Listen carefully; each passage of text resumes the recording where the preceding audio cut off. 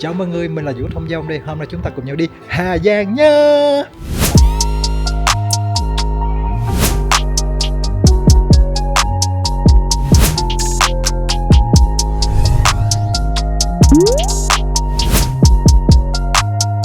Sau khi đi lên đỉnh Mã Pí Lèng xong thì tụi mình đã quay lại thị trấn Đồng Văn để ăn trưa. Hôm nay thì không phải ăn cơm gan như hôm qua nữa mà sẽ là ăn các cơm món gồm một số món mình để xem có khẩu vị những món cơ bản của một bữa cơm thần như thế đây như thế nào nhé. Yeah. Món đầu tiên lòng xào dưa, bát cơm trắng. Bất kể xào thì em không có gì để review cho mọi người. Xào như nước tương kiểu như Trung Quốc vậy. Canh cá dưa, canh cá với dưa. Mọi người ăn cơm. Đầu tiên phải ăn cái thịt tại vì nó mặn trước.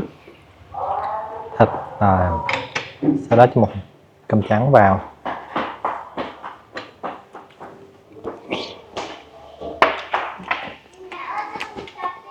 Tuyệt vời rồi, mặn mặn, thanh thanh, cái béo, mỡ.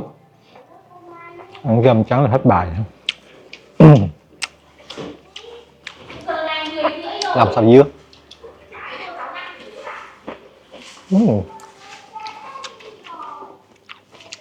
Chấm thêm nước mắm đậm đà hơn hả?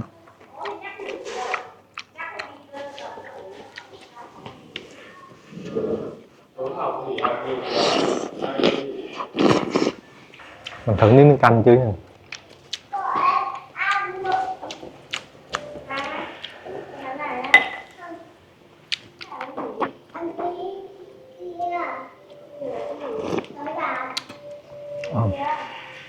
Mùi canh đậm vị mùi rau thì là nấu với cải chua thanh thanh chua chua ngọt mặn mặn không có ngọt và dây mùi rau thì là đây được một miếng thịt rang cơm trắng tán vào.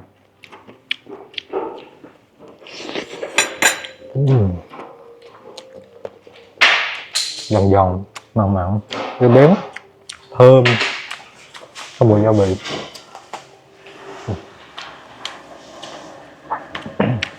Mình làm xào dưa vào.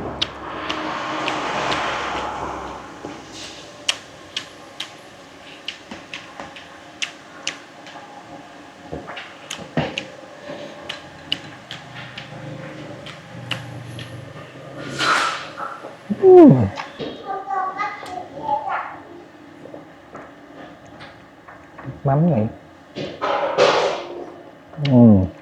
Cá này béo. Bây giờ tụi mình sẽ ăn hết phần cơm trưa này, sau đó tụi mình tiếp tục di chuyển đến Quảng Bạ. Hello mọi người, Vũ Thông nha. Không, hôm nay là Vũ Dịch Vàng sẽ giới thiệu cho mọi người một cái là đặc trưng của vùng gọi là vùng cao nguyên đá. Ở bên cao nguyên đá này thì làm sao có thể trồng trọt được, thì đó chính là mọi người dùng từng viên đá nhỏ để xếp chồng lên nhau để tạo ra những cái khuôn đất như thế này. Sau đó mọi người vác từng bao đất từ bao đất xuống, mọi người đổ đầy, đó mọi người thấy không? Sau đó mọi người sẽ đổ đầy vào những cái ô đó để trồng trọt, trồng bắp, trồng rau. Dạ. Khúc này như mọi người thấy trên kia, những cái dốc nó rất là cao nhưng mọi người vẫn sẽ thể xếp đá được ở đó và để có thể trồng trọt được. Dạ. Sau khi mình thấy được những thứ này mình cảm thấy rất là nể. Mình cảm thấy rất nể những con người, những cái người đầu tiên mà bước chân đến vùng đất này đã nghĩ ra cái cách này để có thể có một cuộc sống sinh nhai ở đây.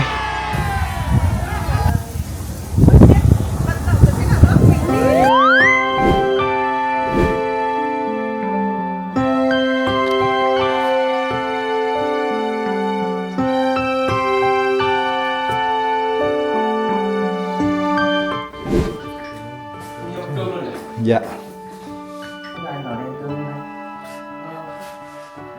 Để cho các chú các bác ăn chứ. Rượu đây mà. Kêu ăn. Đấy. Ăn đi con. Ăn chị đâu là hôm qua chị đâu hả? Đây. Những món cơm đen sơ, trứng chiên, tàu hũ chiên, thịt chiên và cái này như là khoai môn, khoai cao chiên. Giúp không?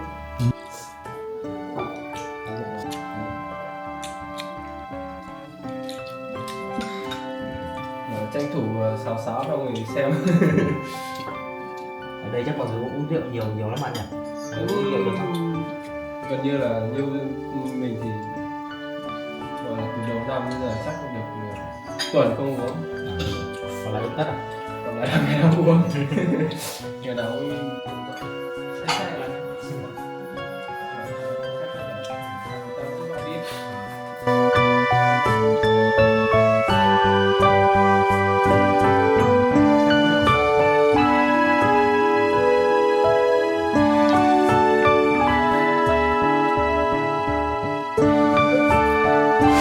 Sáng ở Quảng Bạ đi ăn gì? Đi ăn bún vịt lan. Một tô bún vịt lan đầy ú nụ, thấy không? Đầy lên đầy nó gắn điện tô luôn. Và còn bún to như còn bún bò Huế gì đó. Rất là nhiều thịt vịt. Thịt vịt được sắc mỏng rồi đó, ăn không có xương, chắc sẽ không bị dai. Có cái rau này ngon này không? Mời mọi người ăn sáng nhá, bún vịt lan ở Quảng Bạ, Hà Giang. Cho một miếng chanh vào, cho giá trụng vào, rau vào, nước dùng trước nhé.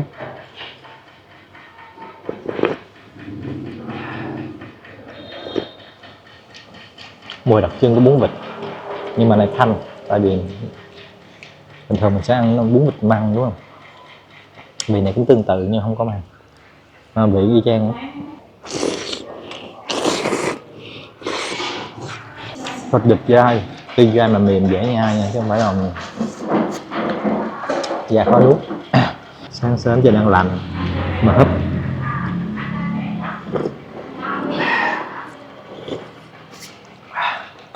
Nóng tình nghệ sĩ.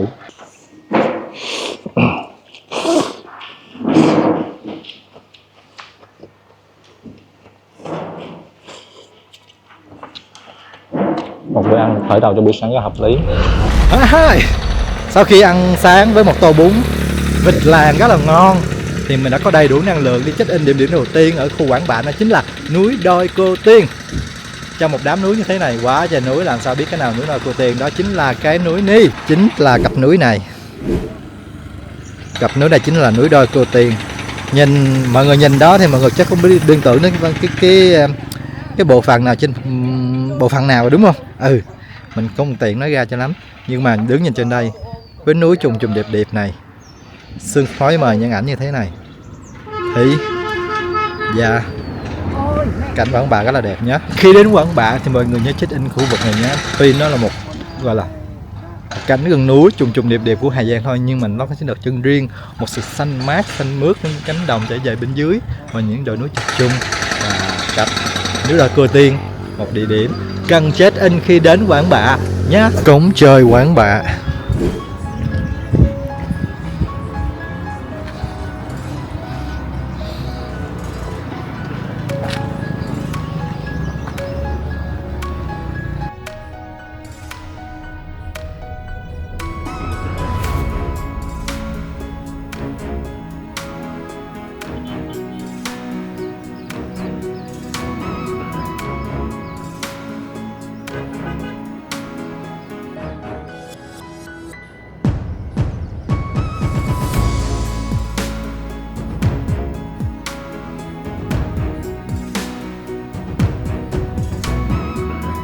Lại thêm một điểm check in ở chỗ Quảng Bạ, đó chính là cổng trời Quảng Bạ, một khu vực có thể nhìn thấy những con đường ngoằn ngoèo.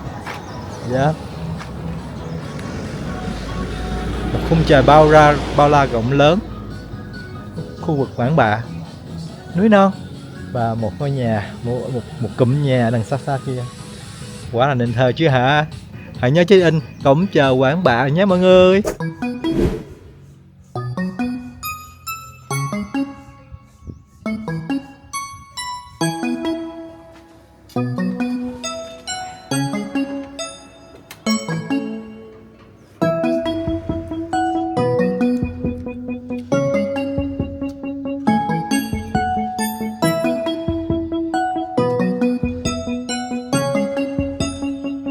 Để tìm được cái cảnh mà ngồi view như thế này thì các bạn hãy search trên Google Maps là cà phê đỉnh ngắm cảnh. Thì nhìn vào thì đó là một cái tiệm tạp hóa. là một tiệm tạp hóa, nhưng các bạn đi vào trong thì nó sẽ là một quang cảnh như thế này. Dạ, cô ấy cũng vừa bán cà phê vừa bán tạp hóa luôn nha. Một điểm dừng chân cho mọi người ở trên hành trình mà mọi người đang xuôi dòng từ Quảng Bạ về thành phố Hà Giang hoặc là ngược lại.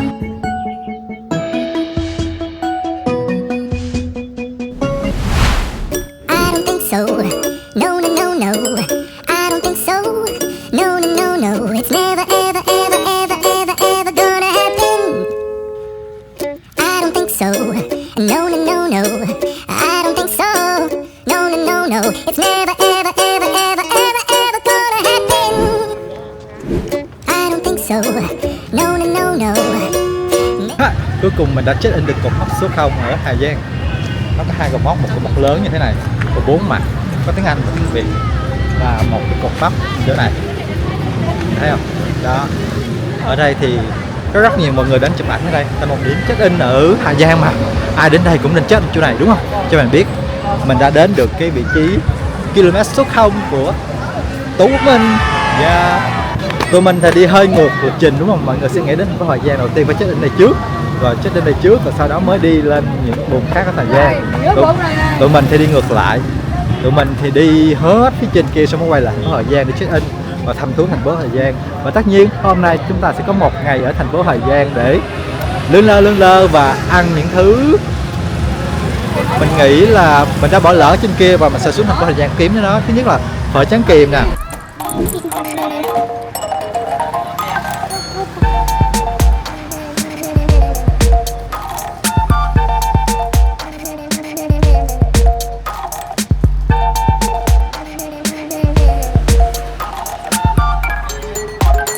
Đã đến giờ ăn trưa. Phở tráng kiềm. Phở tráng kiềm với một topping đầy đủ thịt gà, dầu quẩy, nước phở khá là trong nha. Và sợi phở thì nó có một màu đồ trưng, kiểu màu là hơi tím nâu nâu. Theo lời chị chủ thì đây là được làm bằng gạo nương, ở nơi của người Quảng Bạ, dẻo thơm.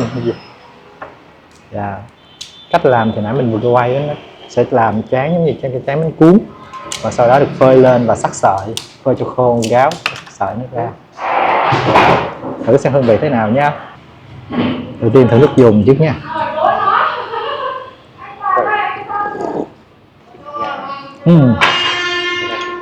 Nước dùng thanh, được luộc bằng nước xương gà. Dạ. Cho xuống tí xuống đó. Nước hầm bằng nước xương gà nha. Thói quen ăn phở của mình là mình sẽ cho chanh vào, cho tương ớt vào, cho một ít tương đen vào, sau đó trộn lên và thử nhé. Cái bánh phở này khác gì cái bánh phở làm bánh phở bình thường, bánh đỡ mà mọi người hay ăn nhé. Trước mắt thì mình thấy cũng giống Nha Trang, phở mềm, dai mềm chứ không phải là bị bở nha, mềm dai. Nước hầm là nước hầm xương gà, hay rõ luôn á. Mình thấy ngon mà ta so trên mạng lại bảo nó, mà cũng đúng, tại vì nó sẽ không đậm đà bằng nước hầm xương bò của phở bình thường mình hay ăn, tại đem nước hầm xương gà vào. Cái bánh phở cũng là bánh thuộc loại gạo khác với loại gạo bình thường mình ăn. Cho thêm bánh quẩy vào nhé. Ồ, bánh quẩy đây nó không có mềm như bánh quẩy bình thường của mình mà nó giòn nè. Bớt nha, nó giòn quá. Cái này bánh này là bánh này được sấy lên thôi ta. Một cái bánh quẩy ngập tràn trong nước súp.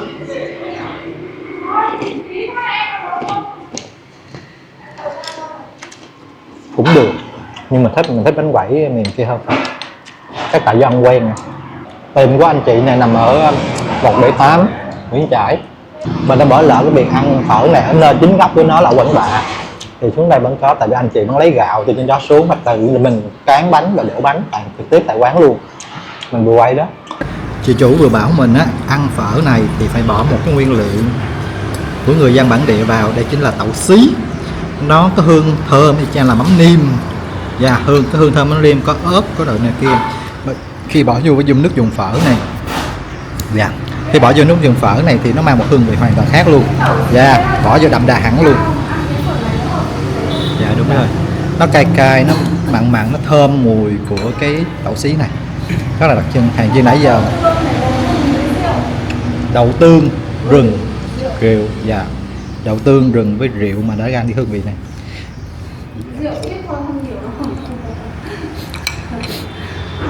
Nó thơm bạn, dạ, nó thơm và đậm đà hơn hẳn.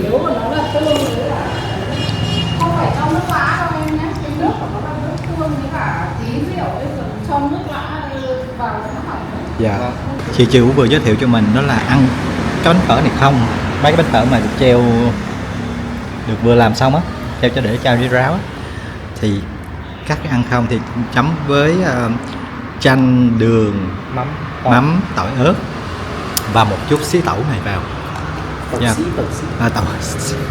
Tẩu xí này vào và trộn nó lên để mình chấm thử với bánh này. Ăn khi mà ăn phở thì bánh này đã dai sẵn rồi, giống như cái bánh cuốn mà nó đã dai sẵn rồi, nó như bánh cuốn rất là dai mà mềm, dai luôn á. Ngon nha.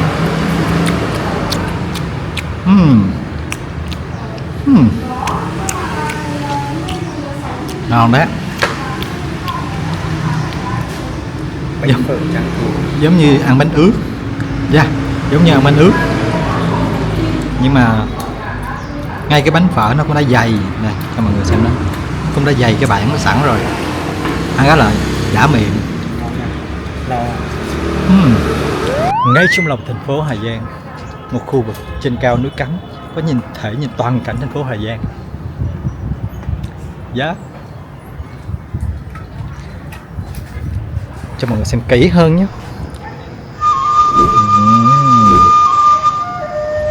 Con sông xanh xanh chạy dọc thành phố.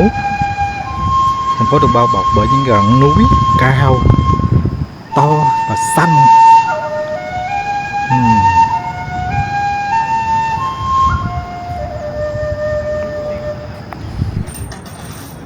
Mình đang ở trên khu vực là núi Cấm, một quán cà phê trên đây. Các bạn cứ về search cà phê núi Cấm là bạn sẽ thấy được địa điểm này. Dạ, một địa điểm các bạn có thể ngồi chill chill ở thành phố Hà Giang, nhìn ngắm thành phố trên cao. Dạ.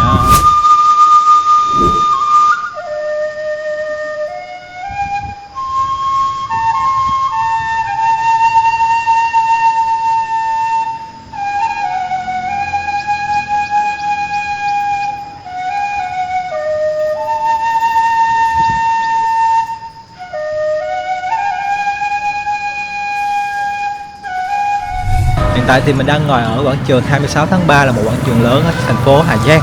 Ngồi để chill cho đến hết giờ, sau đó mình đi trả xe và kết thúc chuyến đi Hà Giang 4 ngày 4 đêm của mình. Mình hy vọng khi mình về thì mình sẽ dành thời gian ra edit clip sớm và đăng lên. Dạ. Hy vọng là mọi người sẽ theo dõi mình và cho mình những ý kiến về clip của Hà Giang này nhé. Và hẹn gặp mọi người vào clip tiếp theo của hành trình tiếp theo, maybe là vào cuối tháng 4 mình sẽ có một hành trình tiếp. Hãy đón xem nha. Dạ, Vũ Thông Dông, cảm ơn mọi người.